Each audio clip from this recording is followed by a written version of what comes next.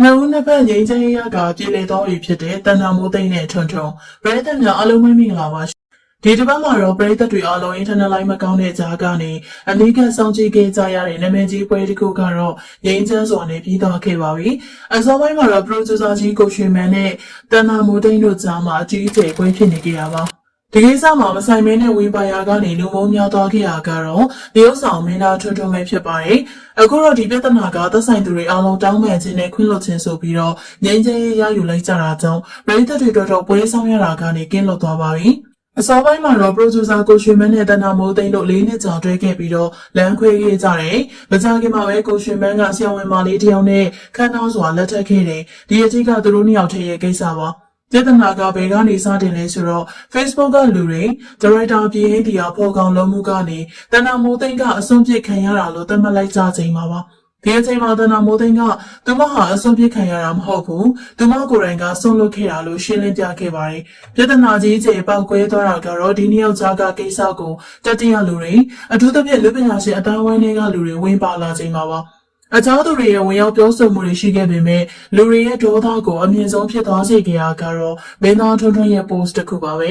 သူအနေနဲ့သူရဲ့တကယ်ချင်းဖြစ်တဲ့ကိုရွှေမန်းရဲ့ဇနီးအစ်စ်လေးဆရာဝန်မလေးဘက်ကနေကာကွယ်ခြင်းနဲ့စေတနာနဲ့ဝင်ရောက်ပြီးတော့ဖြည့်ရှင်းခဲ့တာဖြစ်နိုင်ပါတယ်။ဒါပေမဲ့သူသုံးလိုက်တဲ့စကားလုံးတွေကအခြေအနေကိုအဆိုးရွားဆုံးဖြစ်စေခဲ့ပါတယ်။သူရဲ့ post မှာကိုရွှေမန်းရဲ့ဇနီးအစ်စ်ကိုတန်ဖိုးရှိတဲ့မိဘအတန်းဝိုင်းကောင်းတဲ့သူတစ်ယောက်အဖြစ်နဲ့ဖော်ပြခဲ့တာပါ။ထွန်းထွန်းကသူတငယ်ချင်းကိုရွှေမန်းရဲ့ဇနီးလေးကဘလောက်တောင်ပညာတတ်တောင်ဂုဏ်သိက္ခာရှိတောင်မျိုးရိုးတွေကြီးတောင်အဲ့ဒီလိုပြောချိန်မှာတော့တစ်ဖက်ကကိုရွှေမန်းနဲ့လမ်းခွဲခဲ့ရတဲ့တန်တာမိုးသိန်းအတွက်မျက်နှာပြက်စရာဂုံသိက္ခာကျစရာဖြစ်နေရပါတယ်။ထွန်းထွန်းရဲ့ post ကအမျိုးသမီးတစ်ယောက်ရဲ့ဂုံသိက္ခာကိုအများမြင်မှာတိုင်းရင်မဟုတ်တောင်တွေ့ဝိုက်ပြီးတော့တက်ခတ်လိုက်တာဖြစ်တဲ့အတွက်တန်တာမိုးသိန်းအတွက်ရောပရိသတ်တွေအတွက်ပါအလွန်အမင်းထိခိုက်နာကျင်စေခဲ့ပါတယ်။ထွန်းထွန်းရဲ့ post အရှိကြီးကြောင့်တန်တာမိုးသိန်းတယောက်မျက်ရည်တွေနဲ့ line လွှင့်ဖြည့်ရှင်းခဲ့ရပါတယ်။သူမရဲ့ငယ်ဘဝဖခင်မရှိဘဲမိခင်ကိုလှုပ်ကျွေးနေရတဲ့ဘဝအခြေအနေတွေကိုဖွင့်ဟပြောပြရင်းနဲ့သူမလိုမျိုးအားငယ်သူကိုအနိုင်မကျင့်ကြဖို့တောင်းပန်ခဲ့ရကမြင်ရတဲ့သူတိုင်းကိုစိတ်မကောင်းဖြစ်စေခဲ့ပါတယ်။ဒီအချိန်မှာပဲကာယကံရှင်ကိုရွှေမန်းကိုယ်တိုင်ကဒီကိစ္စ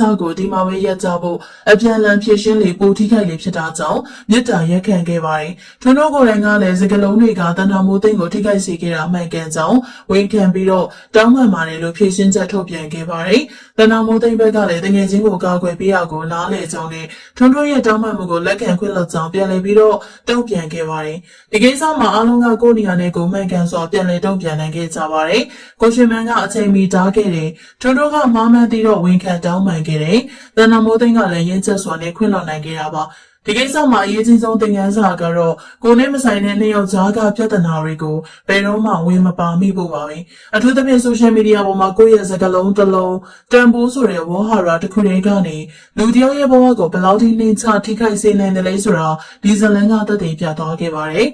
ပရိသတ်တွေအနေနဲ့ရောဒီသုံးဝင်ဆိုင်ဇလန်ရဲ့အဆုံးအသက်ပေါ်မှာဘယ်လိုသုံးသပ်ချင်ပါသလဲထွန်းထွန်းရဲ့တောင်းပန်မှုတွေဟာလုံလောက်ခဲ့ရဲ့လားတဏ္ဍမိုးသိန်းရဲ့ခွင့်လွှတ်မှုကိုရောဘယ်လိုမြင်ကြပါသလဲမိမိတို့ရဲ့မြင်လေးတွေကိုမှတ်ချက်ပေးခဲ့ပါအောင်ရှင်ကြည့်ရှုပေးရတဲ့ပရိသတ်များအားလုံးကိုကျေးဇူးထူးပဲတင်ရှိပါရရှင်